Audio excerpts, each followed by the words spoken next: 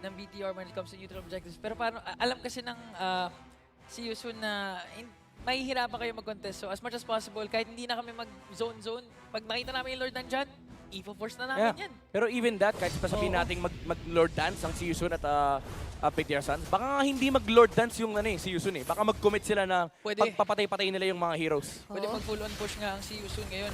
Even si MP, the king dito, napaka-confident na. And with the lead that they established, that's 10K for si Yusun at may kailangan pang problemahin ang Lord sa taas. May flicker by the way yung Kaja.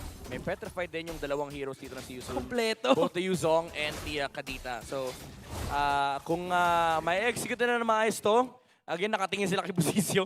Yep.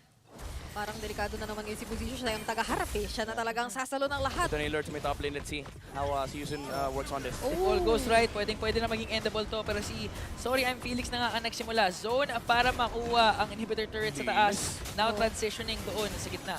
Napakaganda at linis nung ginawa nila doon.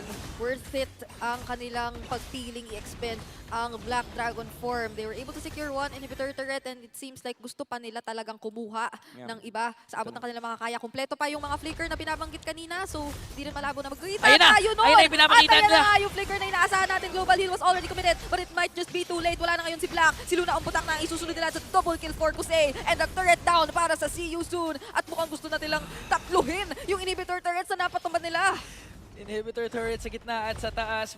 Wala na, pero parang nag-tower lock na rin ang si Yusun. Gusto talaga nilang tapusin ito with the first clean sweep. Pero may minions pa yata na kinakailangan problemahin. Kaya naman si MB the King ay medyo mamamaalam yata. But it's Kusei ngayon na medyo nagsushine na. At tamang TB-TB muna bago tuloy ang tapusin ang sweep para dito sa sereng ito.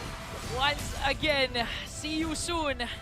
Talaga namang gusto nila makita ulit yung game number 1 dahil they replicated what they did for game number 2. Once again, a dominant game.